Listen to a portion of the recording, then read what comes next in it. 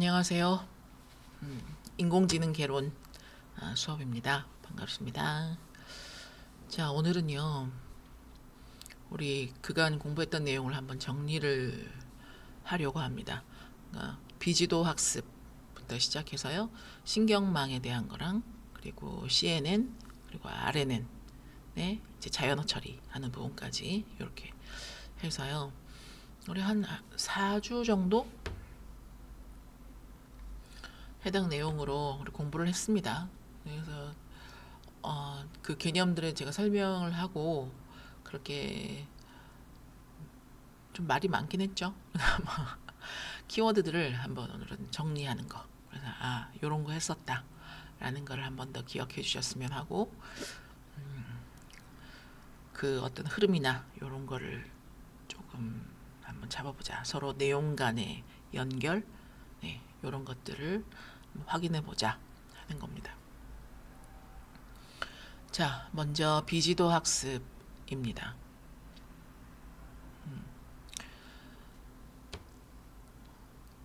우리 얘기해 보면 지금까지 배운 그 AI 학습 방식이 있죠. 크게 세 가지 정도로 나눌 수 있어요. 먼저 지도 학습이 있었습니다. 그죠? 그리고 비지도 학습, 그리고 강화 학습 이렇게 있었어요. 어, 그 지도 학습 같은 경우에는 말 그대로 지도라는 말이 붙잖아요. 그러니까 그 데이터에 정답이 붙어 있었죠. 그래서 어떤 입력과 정답이 같이 쌍으로 이렇게 있습니다. 그래서 뭐 이 사진은 고양이야. 혹은 뭐 이런 거래, 이런 거래까지 이런 형태는 정상이야. 뭐 이런 식인 거죠. 그러니까 모델은 그 해당하는 내용, 그러니까 정답을 보고 학습을 하는 겁니다. 자, 두 번째인 비지도 학습 있죠? 비지도 학습은 어떤 건가요? 그러니까 지도가 없다는 거예요. 선생님이 없습니다. 라벨이 따로 없어요. 그러니까 정답 레이블이 없고 데이터만 쭉 던져주는 거죠. 그리고 알아서 그 구조를 찾아봐. 이렇게 하는 게 비지도 학습입니다. 뭐 예를 들어서 우리가 그 뭐 마트에 어떤 고객들의 구매 데이터가 있다.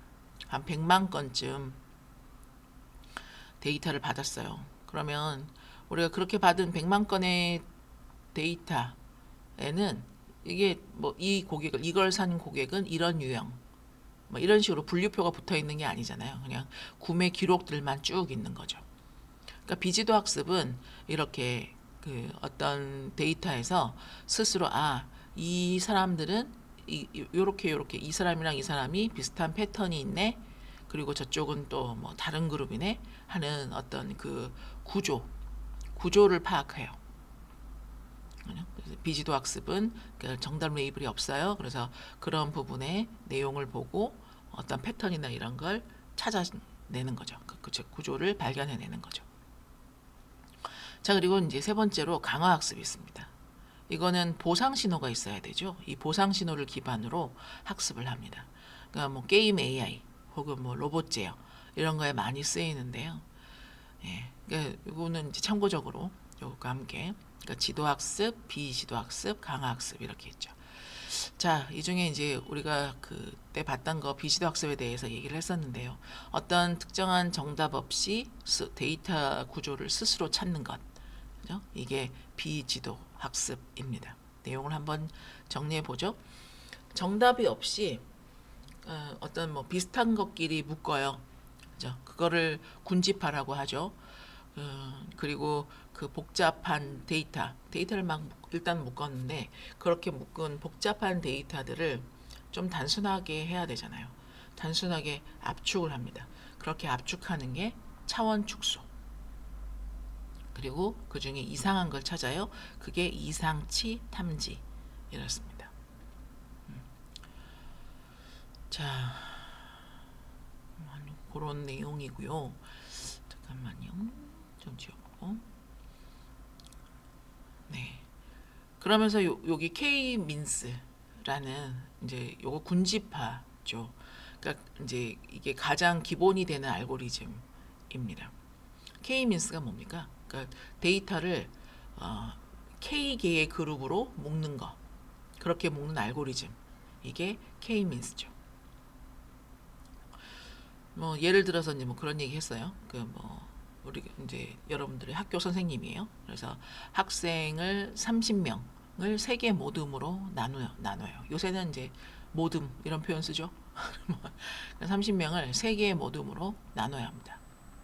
그냥 막 나누는 건 아니고 비슷한 성향의 학생끼리 묶고 싶어요. 그러니까 K-민스가 딱 이런 역할을 할 때 쓰이는 건데 K가 3이면 세 개 그룹으로 K가 5면 그러면 5개 그룹으로 이렇게 나누는 거죠. 자, 여기서 이제 우리가 알아야 되는 개념이요. 중심점이 있습니다. 중심점. 그리고 관성이 있죠. 자, 중심점은요. 그 각각의 이 그룹들, 이 모듬, 이 군집의 평균 위치입니다. 평균 위치. K-민스는 이 평균 그 위치 값인 이 중심점을 계속 업데이트해요. 계속 업데이트하면서 각 데이터를 가장 가까운 중심점에 할당할 수 있도록 이렇게 하는 거예요. 그러니까 관련 있는 것끼리 묶어야 하잖아요. 그래서 그 과정을 계속 수행해 나가는 거죠. 뭘 하면서? 중심점을 이동하면서 이걸 업데이트하면서 그렇게 하면서 데이터를 가장 가까운 중심점에 이렇게 할당하도록 합니다. 이 과정을 이제 그 수렴할 때까지 계속 반복하는 거예요. 자, 관성이요. 이거 중요하죠. 관성은요. 뭔가요? 그러니까 자, 각 데이터와 중심점 요 사이의 거리, 데이터와 중심점 간의 사이, 이 거리를 제곱합합니다. 그러니까 제곱해서 더한다는 얘기예요. 각각 값을 제곱해서 더해요. 그러니까 이걸 이제 그 뭐 SSE라고 하는데요. 예. 그러니까 이게 sum of 이제 squared error, sum of squared error, errors 뭐 이렇게 되겠죠. errors, SSE라고도 합니다. 그러니까 이게 그 이 값이 그러면 작다. 값이 작을수록 군집 내부 응집도가 높다. 무슨 말입니까? 그러니까 이게 그 데이터를 중심으로 그 중심점 주변에 옹기종기 모여 있다는 뜻이죠. 내부 응집도가 높다. 예.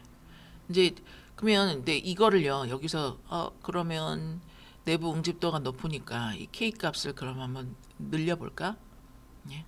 그러면 그 K를 늘리잖아요. 그러면 관성은 항상 줄어들어요. 예. 그래서 극단적으로 데이터가 100개인데 K를 100으로 잡으면 제 각각이 다 그룹이 된다는 얘기죠. 그러면 관성은 이때 0이 됩니다. 그래서 뭐 관성만 보고 우리가 K 값을 결정을 하면 안 된다. 이제 뭐 이런 얘기하면서 우리 했던 것 같습니다. 그래서 선택을 그러면 어떻게 할 거냐? 좀 지우고요. 그러면 이 선택을 어떻게 할 거냐? K를 선택하는 방법 두 가지가 있습니다. 엘보우 방법이 있고요. 그리고 실루엣 점수라는 것이 있어요. 자, 이 엘보우 방법은 K를 1, 2, 3, 뭐 4, 5 이렇게 늘려가는 거예요. 이렇게 늘려가면서 관성을 그래프로 그려요. 자, 그러면 그래프가 어떻게 됩니까? 우리 이렇게 지금 여기 엘보우 방법 여기 그래프 이렇게 해서 처음에는 이렇게 높다가 K 값을 늘려 나가요. 그러면 이게 이 관성을 처음 이렇게 훅 떨어지죠. 그러다가 이게 어느 순간 완만해집니다. 요렇게 돼요. 그러니까 요 마치 사람의 팔처럼 어깨 그죠? 팔꿈치처럼 팔꿈치가 이렇게 접히는 그 부분처럼 그러니까 여기쯤에서 갑자기 확 값이 바뀌었네. 완만해졌네 하는 요 지점요. 그래서 요 지점이 되는 K 값을 고르게 하는 겁니다. 이게 이제 그래서 엘보우처럼 생겼다고 이 부분을 엘보우 포인트 이렇게 얘기합니다. 실루엣 점수는요. 네. 데이터가 자기 그 그룹에 얼마나 잘 속하는지 다른 그룹과는 얼마나 떨어져 있는지 네. 그걸 수치로 나타내는 겁니다. 요거는 뭐 1에 가까울수록 좋아요. 근데 이 K민스는 중요한 건 그거였잖아요. 그 중심점을 어디다 두느냐. 처음에 중심점을 어디다 두느냐에 따라서 결과가 달라질 수 있었죠. 그래서 뭐 그걸 이제 그런 부분을 개선한 게 요 K민스 플러스 플러스 뭐 이런 것도 있습니다. 그냥 이건 참고로 한번 봐두시죠. 네, 이제 뭐 실무에서는 뭐 이걸 당연하지만 이 방식을 기본으로 씁니다. 그러니까 이제 중심점을 좀 더 영리하게 이렇게 딱 잡는 그런 방법이에요. 자, K민스는 뭐를 그래서 자 다시요 정리하면 기본적으로 K민스는 뭐를 기반으로 하는 거죠? 예, 거리를 기반으로 합니다. 거리를 기반으로 합니다. 그래서 데이터와 중심점 사이의 거리의 제곱의 합으로 이렇게 한다고요. 거리를 기반으로 해요. 거리를 기반으로 하니까 이 각각의 특징들의 어떤 스케일이 다르면 문제가 발생합니다. 요 밑에 이렇게요. 좀 적어놨는데 만약에 키 뭐 이런 거 얘기해 볼까요? 키를 얘기해 보면 키는 뭐 보통 뭐 160, 170, 180 뭐 한 이쯤이잖아요. 그 키가 보통 160대에서 시작해서 한 170, 조금 크신 분들은 뭐 180, 이 정도 가면 큰 키인 거고, 이걸 넘어가는 값은 되게 적고, 또 이걸 이 아래로 하는 부분도 좀 적은 편입니다. 상대적으로 그렇죠. 근데 이거는 이제 100단위예요. 어쨌거나 100단위. 그런데 뭐 여기랑 이것과 체중을 같이 한번 얘기해 보면 체중은 어때요? 뭐 60, 70, 뭐 80 이렇게요. 한 100씩 막 이렇게 차이가 나죠. 예. 그러면 이걸 이렇게 해서 계산을 하게 되면 이 키가 이 큰 숫자를 가진 키가 이 계산을 지배하게 되죠. 그러니까 제곱의 합을 쓰니까요. 그래서 이 K민스를 할 때는 반드시 표준화를 해줘야 됩니다. 표준화. 그러니까 정규화를 거쳐야 돼요. 정규화로 전처리를 미리 해 주어야 한다. 사전 표준화, 정규화. 이걸 해줘야 된다. 요거를 기억해 두시죠. 자, K민스하고 조금 다른 또 다른 군집화가 하나 더 있습니다. 계층적 군집화라고 해요. 그러니까 이건 뭔가요? 군집이 이제 K민스는 처음에 K 값을 정해야 하잖아요. 그런데 이 계층적 군집화는 K를 미리 안 정해요. K를 사전에 고정하지 않아도 된다. 이게 가장 큰 차이점이죠. K 값을 미리 정하지 않아도 된다. 대신에 이 계층적 군집화는 군집이 합쳐지거나 나뉘는 과정. 그러니까 이 과정을 트리 형태로 기록합니다. 이 트리를 덴드로그램이라고 하죠. 덴드로그램은 어떻게 동작하나요? 이제 가장 좀 심플한 걸로, 자, 데이터가 있어요. 데이터가 이렇게 한 개씩 이렇게 있는 거죠. 근데 이게 데이터가 한 100개인 거예요. 100개면 근데 처음에는 이 100개 각각이 다 그룹이죠. 그래서 그냥 100개면 그룹도 100개인 거죠. 근데 그 다음에 그래서 가까이 있는 걸 서로 한 그룹으로 합쳐요. 그래서 지금은 요 두 개 중에 어느 게 가까울까요? 뭐 이거라고 칠까요? 그러면 요렇게 합칩니다. 그러면은 100개에서 지금 99개가 되죠. 그럼 요거 하나 더 합치면 그러면 100개에서 98개가 되죠. 그럼 이걸 계속 반복하다 보면 결국 하나의 커다란 그룹이 되겠죠. 근데 이렇게 지금 합쳐진 과정, 얘가 1이고 얘가 2고 얘가 3이었어요. 뭐 이렇게 합쳐진 과정을 이 덴드로그램에다가 기록하게 되는 겁니다. 그러면 높이가 낮다. 그러면 일찍 합쳐졌어요. 그러니까 서로 가까웠기 때문에 그렇다는 거죠. 맨 처음에 요거랑 요거 합쳐졌어요. 왜? 가까워서 그렇다. 가까워서 먼저 합쳐졌다. 그러니까 높이가 낮습니다. 그러면 이걸 하다가 무한정 계속 다 합칠 수는 없잖아요. 그러면 그냥 결국은 한 덩어리라는 건데 그러면 그게 무슨 의미가 있어요. 그죠? 그래서 어느 시점에선가 이렇게 합쳐지던 이 그룹을 잘라내야 되죠. 절단시켜야 돼요. 그래야 군집의 수가 생기죠. 데이터가 막 여러 개 있어요. 하나로 합하면 다 그냥 하나인데 그렇게 그냥 둘 수 없어. 그래서 여기에 군집의 수를 여기 하고 그다음에 이것도 다 합칠 수 있고 합칠 수 있는데요. 요렇게 묶인 거 여기 요렇게 묶인 거 계속 이렇게 커나갈 수 있어요. 그러다 보면 결국 하나가 되죠. 근데 이 위에서 댕강 자르는 거예요. 여기 어떤 점을 기준으로 이것과 또 같이 묶일 수도 있는데 근데 여기서 요 부분을 탁 자르는 거죠. 그러면 요거 한 덩어리 생기고 요렇게 또 한 덩어리가 또 생기겠죠. 그렇죠?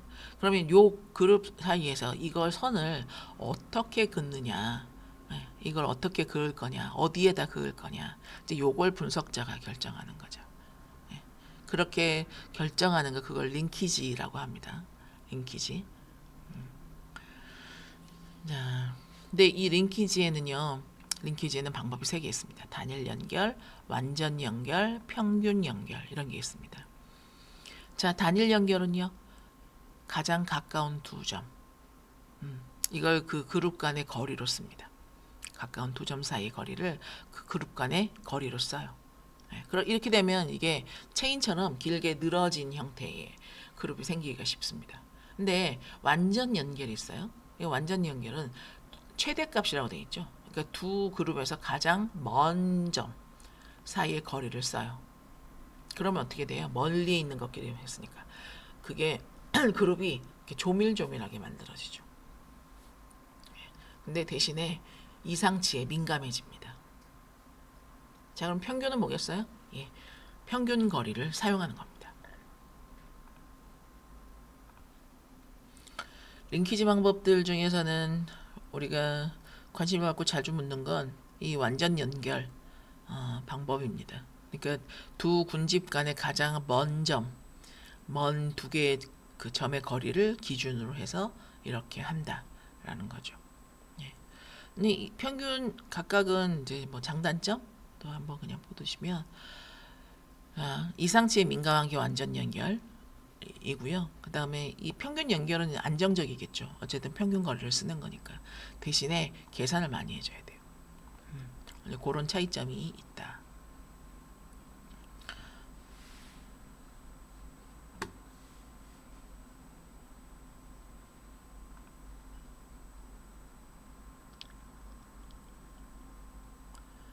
자, 그 다음 이제 PCA입니다. 차원 축소하는 거죠. 그 차원 축소를 하는 대표적인 방법이 이 PCA입니다. 뭐냐 이게? 그러니까 정보를 PCA는요. 정보를 최대한 유지하면서 차원을 줄이는 방법이에요. 그래서 선형 차원 축소라고도 합니다. 근데 일단 근데 차원을 왜 줄여야 되나요? 차원을 왜 줄여야 되죠? 우리가 고객 데이터를 갖고 있어요. 근데 고객 데이터 이 고객의 특징이 한 100개야.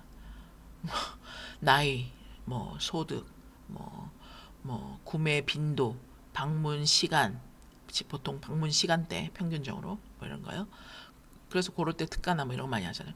자, 그다음에 뭐 어쨌든 등등 이런 것들을 쭉 해서 이게 한 100개가 있어요. 자, 그러면 이거를 그대로 모델에 넣잖아요. 그러면 계산이 어마무지해지는 거죠. 복잡해져요. 과적합도 생길 수 있어요. 심지어 시각화가 안 되기도 합니다. 근데 이 PCA를 쓰면 금방 얘기했던 이 100개의 특징을 뭐 2개, 3개 이렇게 확 줄여주는 거예요. 그러면서도 원래의 정보를 정보량을 최대한 유지. 그러니까 원래의 정보는 한 95%는 유지하는 거예요. 어떻게 그렇게 하냐? 그러니까 주 성분을 찾는다 이겁니다. 프린시플 컴포넌트를 찾는다. 주 성분. 이걸 찾아요. 주 성분이 뭐냐? 원본 특징들의 선형 결합으로 만든 새로운 축. 분산을 가장 많이 설명하는 방향부터 순서대로 선택됨. 뭐 이런 말 써 있는데 무슨 말이지? 원본 특징들의 선형 결합으로 만든 새로운 축이다. 자, 데이터가 그 가장 많이 이렇게 퍼져 있는 방향이요. 그 방향, 즉 이제 분산이 이제 최대인 방향으로 첫 번째 주 성분을 잡아요. 그 다음으로 분산이 이제 그 다음 분산이 큰 방향을 또 두 번째 주 성분을 이렇게 잡아요. 이렇게 해서 순서대로 뽑는 거예요. 무슨 말인가? 네, 비유를 한번 해볼까요? 그러니까 사람들이 막 모여 있어요. 네, 그러니까 사람들이 이 사람들을 보통 이제 그림자가 이렇게 아,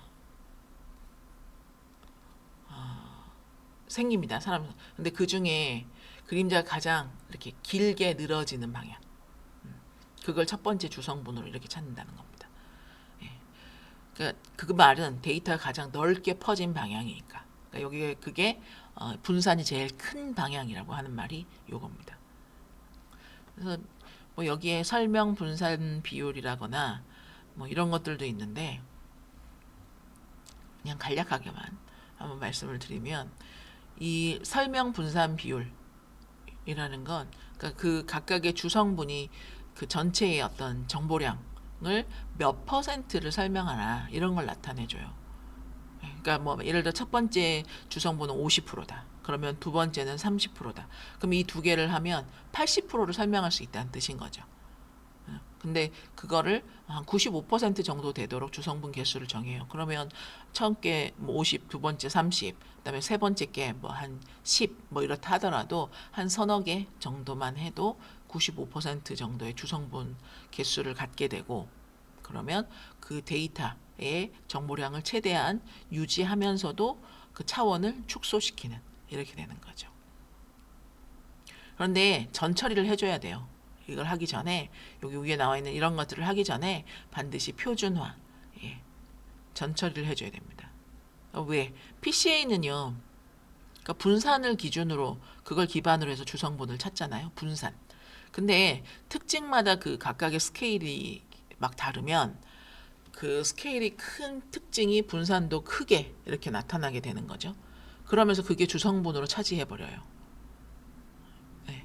그러니까 뭐 예를 들면 뭐 이런 거 우리 하는데 분산 연봉이 5천만 원인 사람 있고 3천만 원인 사람 있고 그리고 나이가 뭐 30살 혹은 뭐 28살 이렇게 했다고 쳐봐요. 그러면 연봉 분산이 훨씬 크잖아요. 그죠? 우리가 뭐 분산 어떻게 계산하냐 뭐 이런 얘기를 할 건 아니고. 근데 그 연봉의 분산이 훨씬 크죠. 근데 PCA는 그 연봉만 보는 주성분을 하나 더 잡는 거죠. 그러면 안 되잖아요.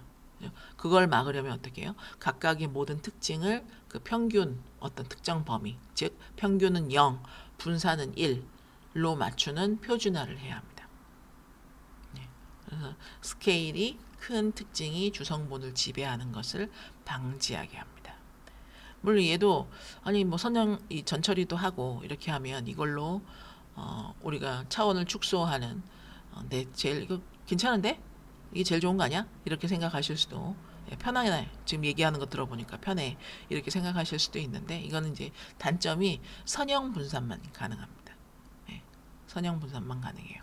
선형 변환만 가능. 그래서 비선형 구조는 어, 표현하지를 못해요.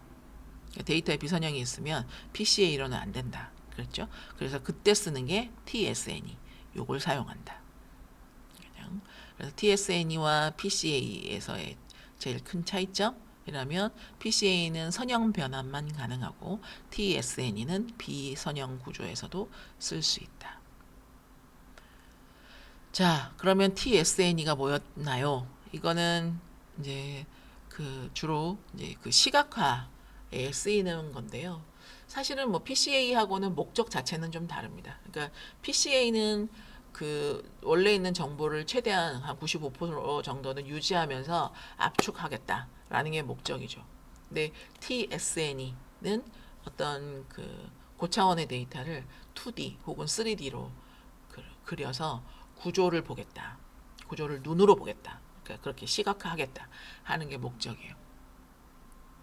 예, 뭐 그 어떤 딥러닝을 하는 모델이 뭐 이미지를 뭐 512 차원의 어떤 벡터를 표현하고 있다. 그러면 이거 눈으로 못 보잖아요. 차원이 510이라고요. 근데 그거를 TSNE를 쓰잖아요. 그러면 이 512차원의 데이터를 2차원, 3차원, 그러니까 2차원으로 확 눌러요. 그래서 비슷한 이미지들이 가까이 이렇게 보이는 그런 그림을 만들어주는 거죠. 비슷한 거는 가까이, 그리고 좀 다른 거는 멀리. 이렇게요. 그래서, 요 그룹은 뭐 개구나. 저 그룹은 고양이구나. 이렇게 확인하게 되는 거죠. 자, 그리고 두 가지의 차이점. 그렇습니다. 정보 압축을 하고 선형 축소하는 게 PCA. TSNE는 시각화 중심의 비선형 축소. 축에 대한 해석은 어렵습니다. 데이터가 크면 느려질 수 있고요. 군집 간의 절대 거리는 해석할 때 주의해야 된다. 이게 무슨 말이냐? 군집 간의 거리를 단순히 숫자로만, 수치적으로만 해석하면 안 된다. 두 그룹이 그림에서 뭐 멀리 떨어져 있다라고 해서 진짜로 그만큼 완전히 다른 건 아닐 수 있어요. 그냥 요렇게 생긴 덩어리들이 이렇게 있구나, 저렇게 있구나, 이 정도로만 파악하는, 그렇게 해야 하는 것이 TSNE에서의 어떤 그 거리 값입니다. 자, 그리고요, 이상치를 탐색하는 거 볼까요? 이상치 탐색. 좀 빨리 말씀드려 보겠습니다. 이상치 탐색합니다. 이상치가 뭡니까? 그러니까 벗어나는 값, 어떤 패턴에서 벗어나는 값, 그걸 이상치라고 합니다. 신용카드 뭐 얘기했었잖아요. 신용카드를 거래하는데 갑자기 평소와는 다른 데서 큰 금액, 뭐 보통 뭐 편의점이나 뭐 이 정도 집 근처 혹은 회사 근처 혹은 그 사이에는 어떤 뭐 이 정도에서 잠깐 소소하게 쓰는 이 정도 금액이었는데 갑자기 큰 금액을 뭐 해외에서 썼다가 뭐 이런 식으로요. 혹은 그거는 이제 그렇고 어떤 공장의 그 설비 얘기도 했어요. 센서 데이터가 있는데 갑자기 온도가 확 튄다거나 이런 거요. 이런 게 이상치예요. 그래서 세 가지 방법, 이상치를 찾는 방법이 통계 기반 방법이고요. 모델 기반이 있고 밀도 기반이 있습니다. 통계 기반에는 Z-스코어, 그리고 IQR이 있죠. Z-스코어는 그 평균에서 표준 편차의 그 뭐 몇 배로 떨어졌냐 뭐 이런 식으로 하는 거예요. 뭐 그게 뭐 30, 바깥이면 뭐 이상 값이 어쩌고 뭐 이렇게 얘기를 해요. 근데 어쨌거나 요거는 뭐냐? Z 스코어나 IQR, 그러니까 통계 기반으로 해요. 그래서 그 통계를 벗어나면 이상하다 이렇게 한다는 얘기인 거죠. 그래서 구현도 쉽고요. 그 다음에 판단하기도 되게 직관적이죠. 금방 말씀드린 것처럼 그 해당 범위 바깥이면 이상해 이렇게 얘기를 한다는 거니까요. 자, 두 번째 모델 기반입니다. 모델 기반. 여기에는 좀 독특한데요. 무작위 분할 트리로 데이터를 고립시킵니다. 아이솔레이션 프레스트 이렇게요. 그 데이터를 이렇게 분할하는 거죠. 쪼개고 이렇게. 근데 이렇게 쪼개는데 그 정상적인 데이터는 어때요? 다른 데이터들하고 같이 이렇게 비슷한 거랑 뭉쳐 있으니까 이걸 고립시키려면 많이 잘라야 돼요. 그죠? 이렇게 얘네들이 이렇게 비슷한 거네. 그러면 요즘 여기서 뭐가 좀 다르지? 그러면 이렇게 자를까? 이렇게 막 고민하게 되기도 하고. 그래서 그렇게 되는데 이상 데이터는 원래부터 혼자 똑 떨어져 있었을 거 아니에요? 그러니까 몇 번만 잘라도 바로 고립됩니다. 그러니까 빨리 고립될수록 이거는 이상한 거다. 이렇게 생각한다는 거죠. 그런 게요. 그게 요 모델 기반의 이상치입니다. 자, 밀도 기반이 있습니다. LOF. 로컷 아웃라이어 팩터. 자, 이거 주변에 이웃해 있는 값하고 비교해요. 그래서 내 주변 밀도가 얼마나 낮은가. 내 주변 별로 없네. 친구가 별로 없네. 이렇게. 그럼 나 이상한 거다. 내 주변에 친구가 없어. 나 이상한 거. 그렇게 생각하시면 됩니다. 국소 패턴 탐지에 유리하죠. 자, 그리고요. 연관 규칙입니다. 네. A면 B일 가능성이 높다. 이거를 발견하는 기법이 연관 규칙, 그 데이터에서 우리가 찾는 거죠. 그러니까 뭐 마트 장바구니 뭐 그런 거 얘기 많이 했었습니다. 요거 산 사람이 저거 산다. 근데 그러면서 제가 그때 기저귀하고 맥주 얘기를 했지 않나요? 그 주말에 기저귀랑 맥주가 같이 잘 팔린다. 뭐 이렇게. 그죠? 뭐 퇴근하면서 어쩌고 저쩌고. 그런 게 연관 규칙 학습 보러 나왔던 얘기입니다. 지표가 지지도라는 게 있고 신뢰도가 있고 향상도라는 게 있어요. 그래서 이 지지도 전체 거래 중에서 A와 B가 함께 등장하는 비율 이걸 지지도라고 합니다. A와 B가 함께 등장하는 비율. 자, 신뢰도는요. A를 샀을 때 B도 무조건 무조건 아니지. A를 샀을 때 B도 살 조건부 확률. 그러니까 기저귀를 샀을 때 맥주도 살 확률. 뭐 이렇게 말이에요. 요게 신뢰도. 향상도는요. 뭔가요? A와 B의 동시 발생. 예. 이 연관이 그러면 이거 A와 B가 발생했다는 건 연관이 있다는 얘긴데 이 연관이 우연인가 아닌가? 예, 그걸 나타내는 거죠. 그래서 뭐 1보다 크면 양의 연관이 있다. 뭐 이렇게 1이면 서로 독립이다. 뭐 이런 거 그런 내용이었습니다. 그래서 지지도 한번 기억해 주시고. 자, 신경망 기초 한번 보겠습니다. 신경망입니다. 자, 신경망 입력증, 은닉증, 출력증, 가중치, 편향 뭐 이런 것들 키워드로 우리 얘기를 했습니다. 자, 인공신경망은 이게 뭐 말 그대로 이 이름만 봤을 때는 뭐 되게 거창해 보이죠. 핵심은 단순합니다. 입력을 받아요. 가중치를 곱해요. 그리고 더합니다. 그래서 뭐 여기에서 봅시다. 비선형 함수 를 적진 않았네요. 그러니까 그런 어떤 그 비선형 함수를 통과를 시키죠. 예, 그렇게 해서 출력을 내보내는 거. 이거를 층층이 이렇게 막 쌓은 거. 그죠? 예, 그겁니다. 자, 그래서요, 은닉층은 입력을 유용한 표현으로 변환하는 중간 계산. 네. 여기서 이 은닉층에서 뭐 그런 계산들, 예, 함수를 포함하고 저기 통과하고 이런 것들까지 이제 다 하는 거죠. 자, 그래서 그런 걸 처리해주는 부분이 은닉층입니다. 가중치는 뭐였나요? 가중치 그리고 편향. 이거는 뭐 그 연결선에 붙어 있는 어떤 숫자들 뭐 이런 거였습니다. 그래서 어떻게 하죠?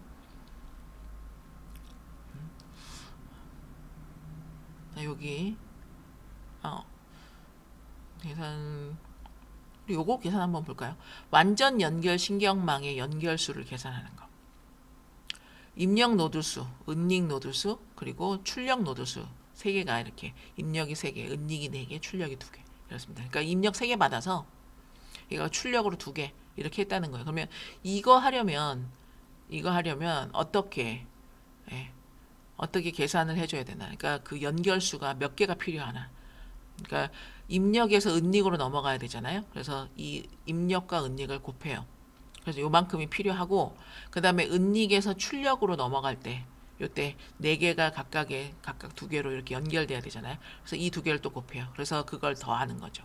3 곱하기 4와 4 곱하기 2를 서로 더해줍니다. 그러면 요렇게 20개 이렇게 나옵니다. 이 정도까지만 간략하게 입력, 은닉, 출력 네, 요렇게 한다. 자, 퍼셉트론과 선형 분리. 퍼셉트론이 뭐죠? 신경망에서 가장 기본 단위 그게 퍼셉트론이죠. 그래서 입력을 받아서 가중합을 계산해요. 그리고 임계 값을 넘으면 1, 안 넘으면 0 이걸 출력해주는 아주 단순한 모델. 이게 퍼셉트론이죠. 중요한 게 선형 분리를 한다는 겁니다. 선형 분리. 직선 하나로 2개의 클래스를 빵 하고 나눈다는 거예요. 선형 분리. 그러니까 여러 개 데이터가 이렇게 있는데 그 중에 그걸 중간에 선을 팍 그어가지고 분리하는 거죠. 그게 선형 분리입니다. 뭐 이름이 되게 낯설 수도 이게 뭐였더라 싶으실 수도 있지만 실제로 동작 그 내용은 그거예요. 그래서 이거 저기 어떻게요? 단층 퍼셉트론 같은 경우에 선 지금 직선 긋는다고 했죠. 그러면 선형 분리가 가능한 것만 단층 퍼센트로는 처리할 수 있는 거죠. 그러면 그냥 단층이 아니면 어떻게 됩니까? 단층이 아닌 거? 그러니까 여기 엑소와 같은 경우에는 이 단층 퍼셉트론으로는 처리가 불가능해요. 엑소와 문제 같은 경우에. 선형 분리만 할 수 있기 때문에 그렇습니다. 이건 그래서 다층 퍼셉트론이 필요해요. 다층은 어떻게? 이 단층 퍼셉트론을 여러 개 쌓는 거예요. 그런 얘기였습니다. 자, 그래서요 여기 그건 또 뒤에서 조금 보시고요. 이 역전파 뭐 먼저 짚고 가면 신경망이 학습할 때 역전파 얘기를 했었죠. 순서를 먼저 잡습니다. 자, 보면 순전파 입력을 넣어서 요게 출력을 계산하는 거죠. 그죠? 그런 후에 이게 예측값을 만들어냅니다. 그 이후에 손실 계산을 해요. 예측값이랑 실제 정답이랑 얼마 다른 거야? 이 계산을 해요. 그 사이에서 나오는 차이를 우리는 손실이라고 합니다. 손실. 자, 그 다음에는 역전파를 날리죠. 그 손실을 어떻게 해요? 출력층에서 입력층 방향으로 전파해요. 출력에서 입력, 반대 방향이잖아요. 그렇죠? 입력에서 출력으로 하는 게 아니라 출력에서 입력층 방향으로 전파합니다. 그러면 그렇게 하면 각각의 어떤 가중치들이 그 해당 손실 차이에 얼마만큼 기여했는지 계산할 수 있어요. 편미분을 씁니다. 그러면 이렇게 계산을 해서 이걸 하게 되면 그 이후에 수정할 것들이 나오겠죠. 계산된 기울기가 나오니까. 그러면 그 기울기를 통해서 가중치를 갱신합니다.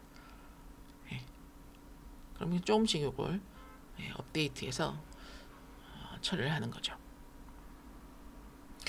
이 4개의 단계가 신경망마다 신경망의 그 한 배치마다 이게 계속 반복돼요.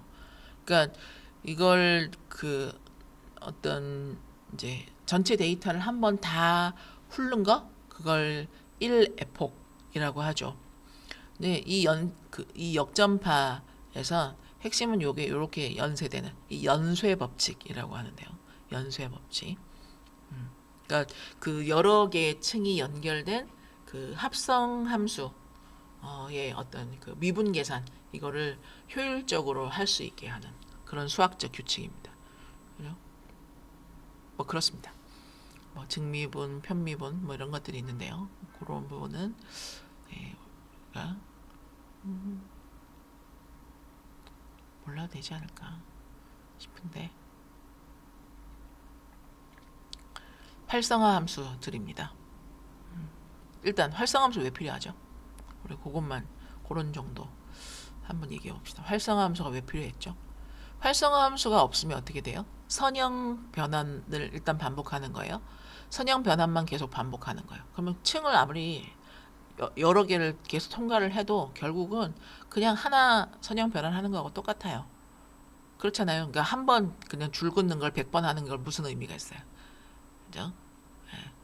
그래서 이때 그 비선형 활성화 함수라는 것이 있어야 복잡한 패턴을 얘가 학습할 수 있습니다. 그때 필요한 활성화 함수들이 뭐 시그모이드 있고요. 탄도 있고요. 탄 H. 그다음에 리 LU도 있고요. 소프트맥스도 있어요. 예. 근데 이건 이제 요런 함수들이 있다. 근데 이런 함수들이 무엇을 하는 거냐? 그러니까 비선형 활성화 함수가 되고 얘네들이 그게 있어야 우리가 복잡한 패턴을 학습할 수 있게 된다라는 걸로만 정리를 하죠. 그래서 뭐 출력 범위 정도 한번 볼까요?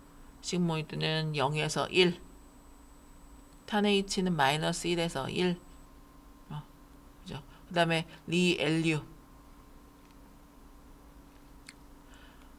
이게 렉티파이드 리니어 유닛 그래서 리 LU 이렇게 합니다. 그다음 이제 맥스 값이 그러니까 0, 뭐 x 이렇게 그게 그걸로 해서 수식을 찾아요.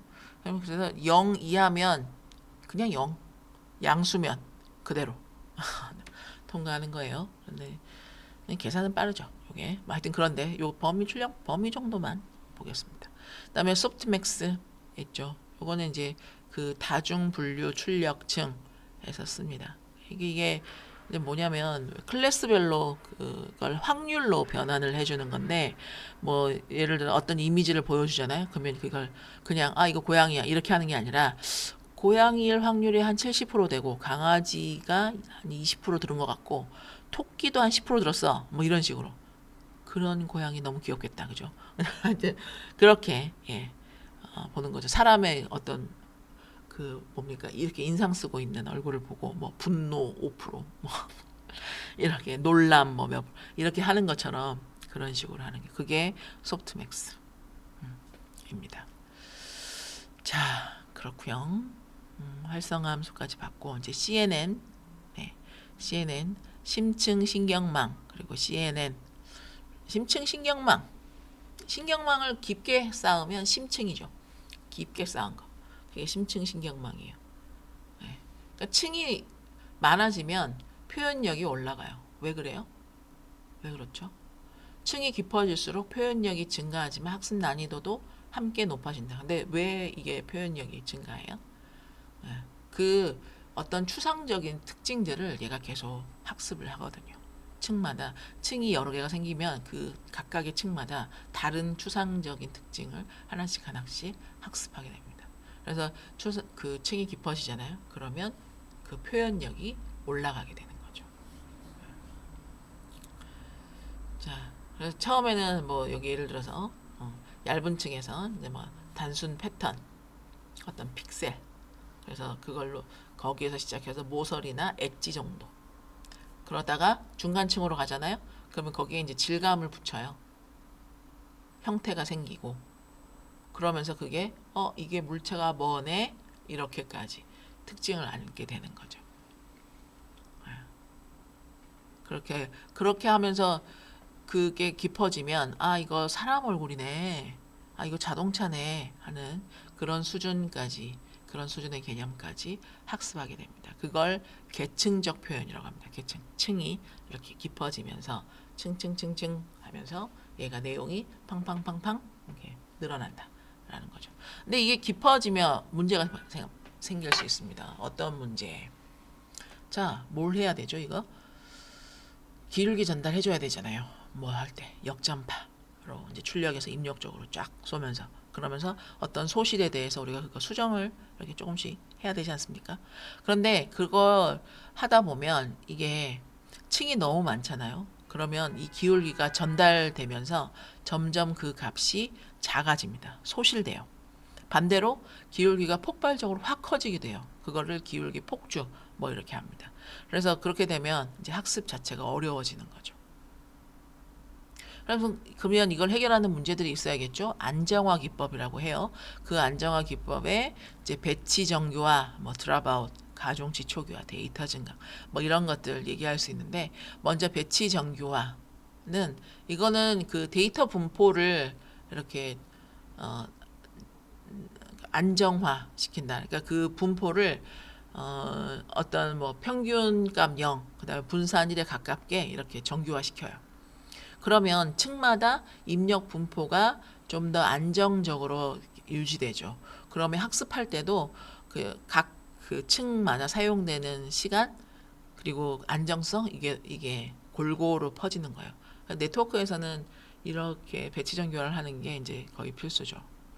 드랍아웃도 있습니다. 드랍아웃 어떻게 하는 거죠? 이거 드랍아웃 떨구는 거잖아요. 떨어서 버려 이 뜻인데 그죠?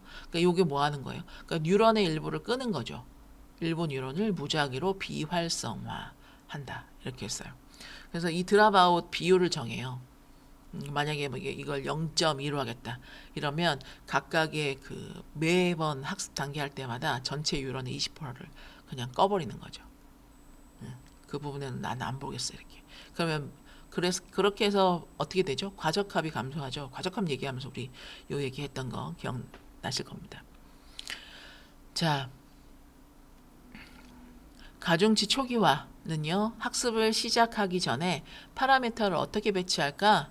그러니까 즉 가중치 어떻게 할까? 이걸 미리 설정하는 거예요. 제비어도 있고요. 뭐 이런 것들도 있고 그래요. 그냥 그렇다. 봐주시고요. 데이터 증강이 있습니다. 요거는 원본 데이터를 회전하거나 반전시키거나 그러니까 뒤집거나 뭐 혹은 색상을 이제 바꿔요. 그렇게 해서 데이터를 늘려요.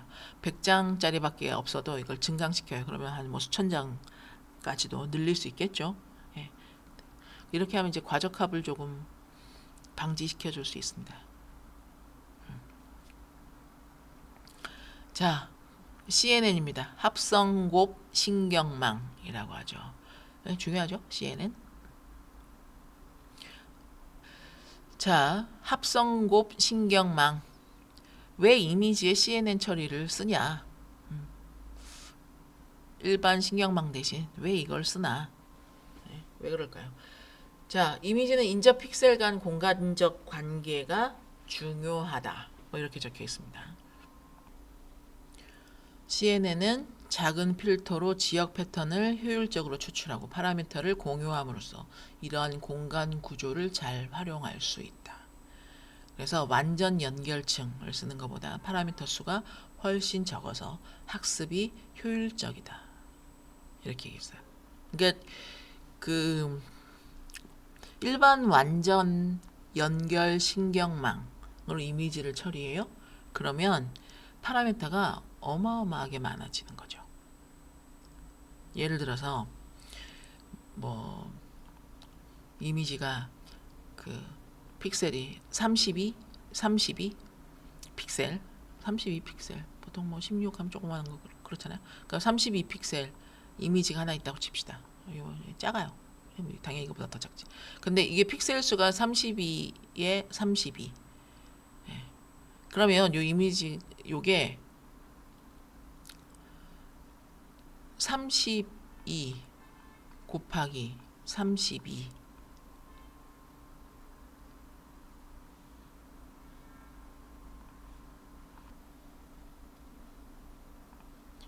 곱하기 3 이렇게 되죠. 32 by 32라면 이렇게 됩니다. 왜죠? 그러니까 그 이미지 하나가 32 by 32 픽셀이라고 해요. 그러면 각각의 요 픽셀마다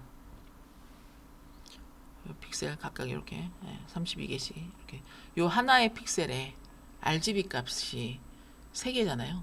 R 값도 있고 G 값 있고 B 값 있고 그러면 이제 곱하기 3까지 이렇게 되는 거죠. 그럼 32 곱하기 32 곱하기 3 지금 해보니까 3072개가 돼요. 네. 만약에 이게 흑백이면 그냥 곱하기 1 네. 이런 거죠. 그럼 뭐 1024 이렇게 되는 거예요. 그러면 이제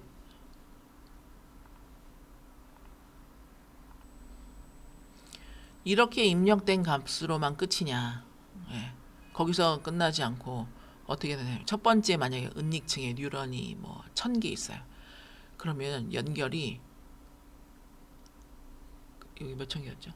어쨌든 뭐 어마해지는 거죠. 1000 곱하기 1000. 아까 3000 얼마였죠, 제가? 예. 그러면 3072. 예. 3072였어요. 그러면 거기다가 곱하기 1000만 해도 300만입니까? 300만 맞죠? 예. 이렇게 돼요. 근데 그 이미지에는 이제 특징이 있잖아요. 이미지라는 것에는 어떤 인접 픽셀 간에는 가까이 있으면, 그러니까 우리가 뭐 예를 들어 고양이 귀라고 하면 그 특정 위치에 있는 그 픽셀들의 패턴 이런 거를 이제 알 수 있다. 왼쪽, 오른쪽이든 뭐 이렇게요. 그래서 그런 부분을 CNN은 어떻게 하냐면 이제 그 필터를 이용하죠. 작은 필터. 그래서 이미지 전체에 이렇게 쭉 슬라이딩하면서 다 적용을 시킵니다. 그럼 필터가 요 위치에 모서리가 있나? 여기에 어떤 색깔이 있나? 이런 식으로 검사한다는 거예요. 예. 그러면서 그 필터가 이렇게 찾아낸 그 값들, 가중치 값들 이거를 이미지 전체에다가 공유합니다. 그래서 파라미터가 확 적어져요. 효율적이라는 거죠. 그래서요, 이렇게 그 합성곱 신경망 구조인 CNN, 네, 여러 가지 또 레이어들이 이렇게 있습니다. 합성곱층, 그리고 특징 맵, 폴링층, 그리고 완전 연결층 이렇게 있습니다. 각각 역할은 합성곱층은 필터를 이미지 위로 이렇게 이동시키면서 지역 패턴을 추출해냅니다. 그래서 필터가 여러 개가 있잖아요. 그러면 그 특징을 동시에 여러 종류의 특징을 동시에 추출할 수 있어요. 특징 맵, 뭐 폴링층 뭐 이런 게 있습니다. 그래서 이걸 이제 과정을 한번 보면 이미지를 입력하잖아요. 그럼 거기다가 합성곱층 에다가 리엘류를 하고요. 풀링 하고 그걸 반복하고 완전 연결층 하고 분류 이런 식으로 하면서 계속 최종 분류를 하게 됩니다. 요거는 뭐 그냥 참고해 주시고 중요한 건 요 CNN을 쓰는 이유 요 부분 내용을 우리 알고 있으면 좋겠습니다. 자, 이미지를 분류하고요. 객체를 검출하는 것. 우리는 이미지를 분류 그리고 객체 검출. 이미지 관련 작업은 이렇게 두 가지로 구분을 할 수 있는데 이미지 전체를 보고 이거 뭐다 라고 클래스 하나를 딱 예측하는 거. 그죠? 그게 이미지 분류죠. 고양이다. 강아지다. 객체 검출은 어때요? 이미지 안에 어떤 여러 물체의 위치까지 이렇게 찾는 거예요. 왼쪽 위에 고양이가 있어. 오른쪽 아래는 강아지가 있어. 이런 식으로요. 그래서 그 각각의 그 물체의 위치, 이 물체의 위치를 바운딩 박스로 표시를 해요.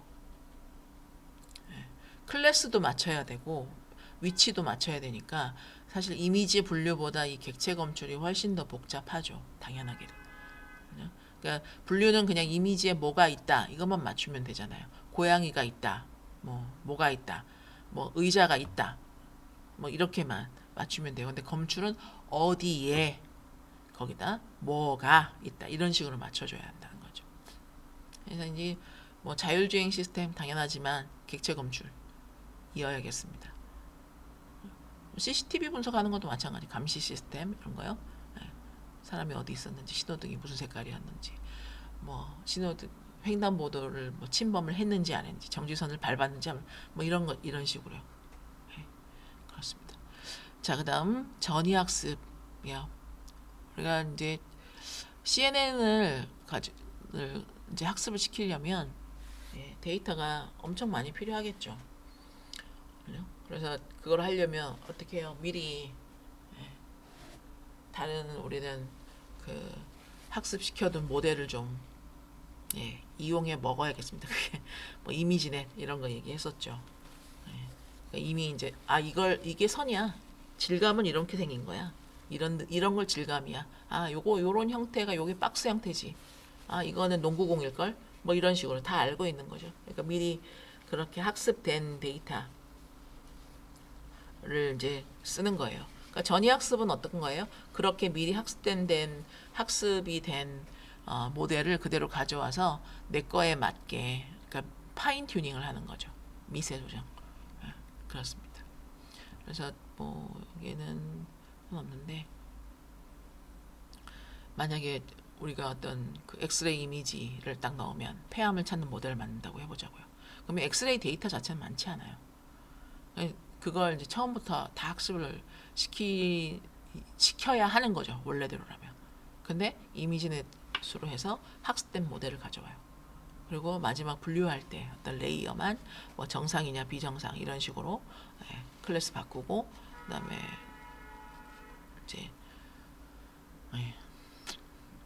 다시 또 재학습하고 뭐 이렇게 하는 거죠. 그러면 성능이 훨씬 더 좋게 나옵니다. 자, 전이학습이 효과적인 상황 금방도 말씀드렸지만 레이블 데이터가 부족해요. 학습 시간도 좀 적고요. 비용도 제한적이에요. 요게 핵심이죠. 전이학습 이런 것 때문에 이런 상황 대부분 우리가 그렇잖아요. 그 생산성을 높이기 위한 어떤 걸 만들기 위한 생산성 그걸 고민해야 되니까 그렇지 않습니까? 이제 갑자기 옆으로 튀면 안 돼요. 그러면 안 돼요. 오늘까지 그러면 안 되죠. 자, 순환 신경망과 자연어 처리. 요걸 이제 마지막 큰 주제로 한번 얘기를 해봅시다. 자, 신경망 앞에서 봤던 것들은 보면 그냥 이미지, 뭐 이런 거요. 강아지, 고양이, 뭐 이런 얘기했어요. 그러니까 순서가 없어요. 순서가 없는 데이터. 그런데 언어는 한번 생각해보죠. 지금 제가 하고 있는 이런 말, 나는 밥을 먹었다. 밥은 나를 먹었다. 순서만 다르다고 끝이 아니라 의미가 어마무시하게 달라지는 거죠. 그러니까 이렇게 거기다가 시계열 데이터 같은 것들 마찬가지입니다. 주가 오늘 얼마?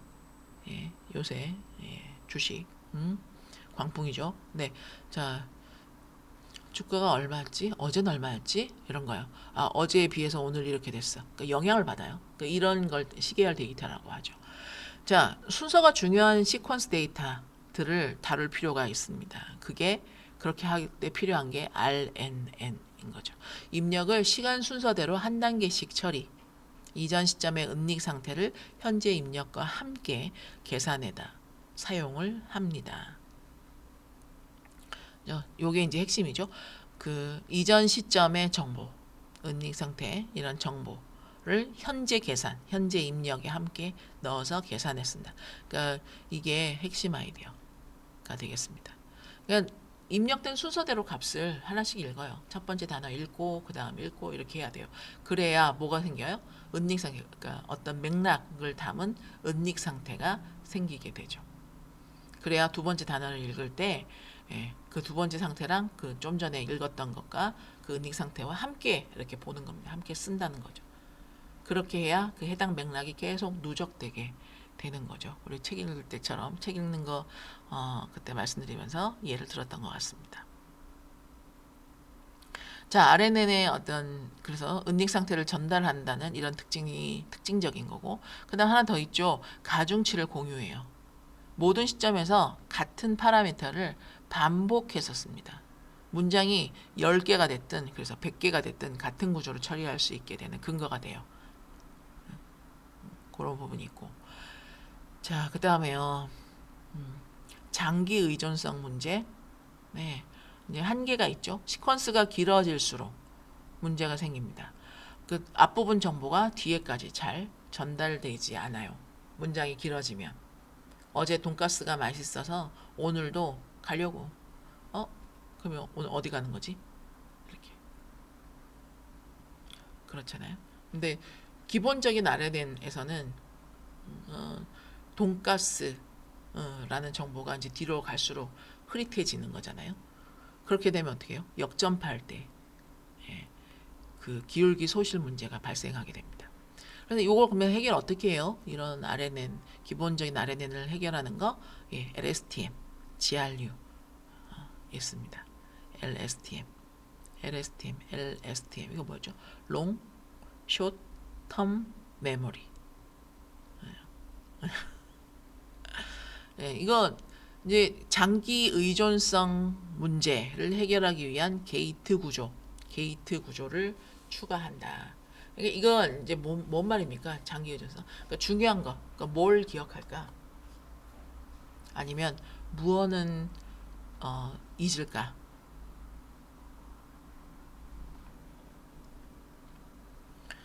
LSTM과 GLU는 게이트 구조를 도입했다.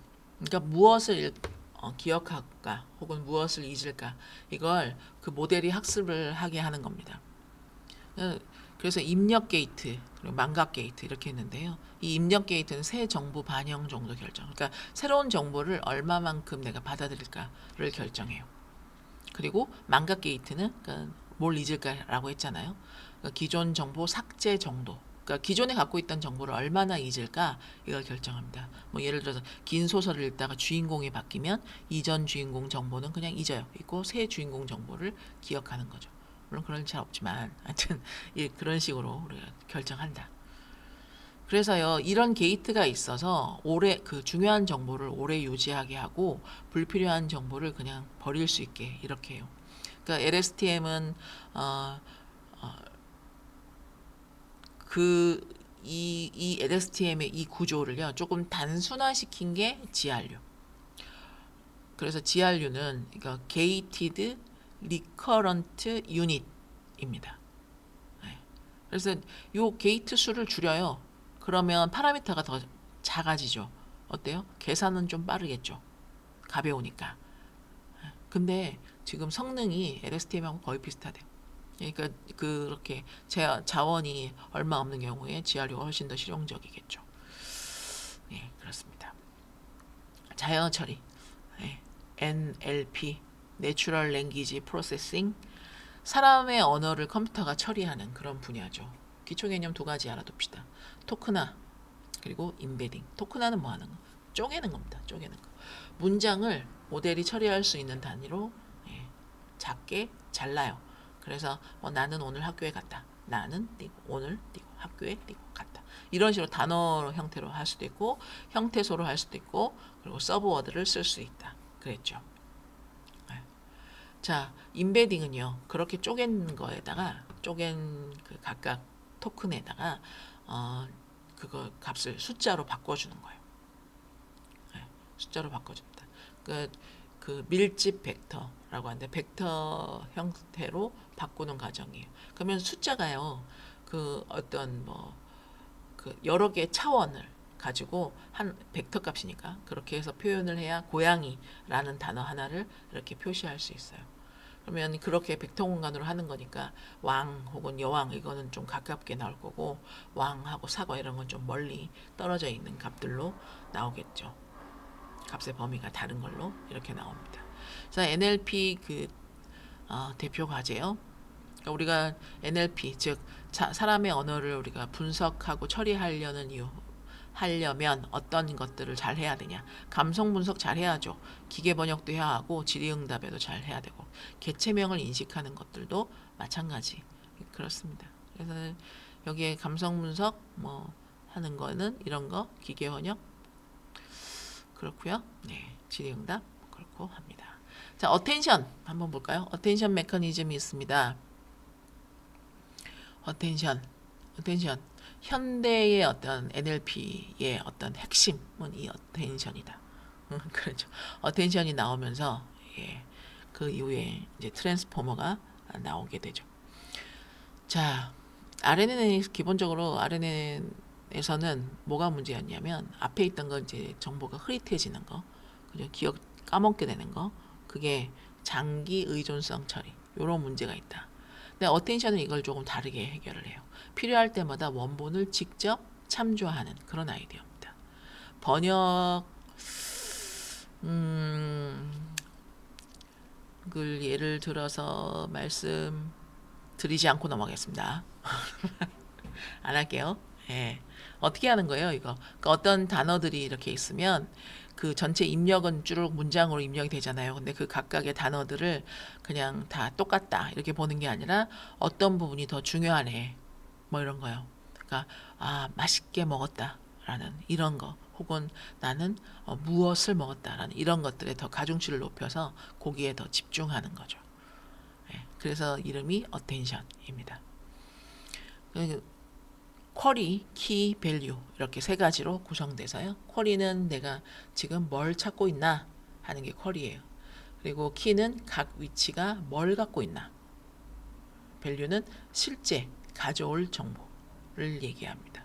그래서 이 쿼리하고 이 키의 유사도를 계산해서요. 가중치를 만들어요. 그래서 그 가중치를 가지고 이 밸류에다가 가중합을 합니다. 유사도는 K하고 이제 Q하고 K로 만들어요. 만든 거를 여기 밸류에다가 가중합 시켜서 이렇게 만듭니다. 그러면 해당 밸류가 이거 주의할 거, 그러니까 이건 더 집중할 거 아닌 거 이렇게 한다는 거죠. 셀프 어텐션. 네. 셀프 어텐션은 같은 문장 안에서 단어들이 서로가 서로를 모두 다 참조하는 거예요. 그래서 이걸 하면서 이런 게 이제 가능하게 되는 거죠. 난 사과를 먹었어. 근데 그것이 썩었더라고. 이렇게 얘기했어요. 그러면 그것이라고 하는 게 뭘 말하는 거냐.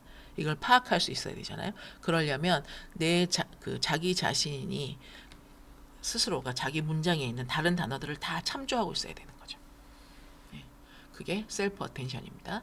그게 바로 트랜스포머의 핵심 구성 요소가 되었고 마지막으로 우리는 트랜스포머로 넘어올 수 있습니다. 트랜스포머는 뭐가 혁신적인 겁니까? 이거 RNN을 아예 안 쓰는 거죠. 완전히 없앴어요. RNN은 순서대로 처리해야 하잖아요. 그렇기 때문에 이 RNN이 병렬 처리가 안 돼요. 앞 단계가 끝나야 뒤에 거를 할 수 있고 이런 식으로요. 그런데 이 트랜스포머는요. 셀프 어텐션을 합니다. 그래서 시퀀스 전체를 한꺼번에 쫙 처리할 수 있어요. 병렬로. 그래서 학습이 빠르죠. 훨씬 빨라. GPU 자원도 효율적으로 쓸 수 있어요.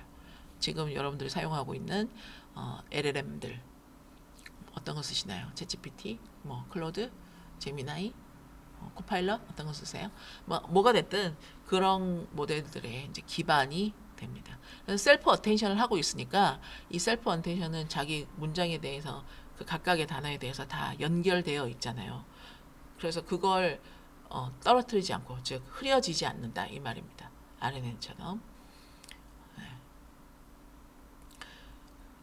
자, 막 얘기를 했는데 트랜스포머의 특징 기본 RNN과 LSTM 뭐 이런 거 그리고 기본 RNN에서 어떤 그런 이제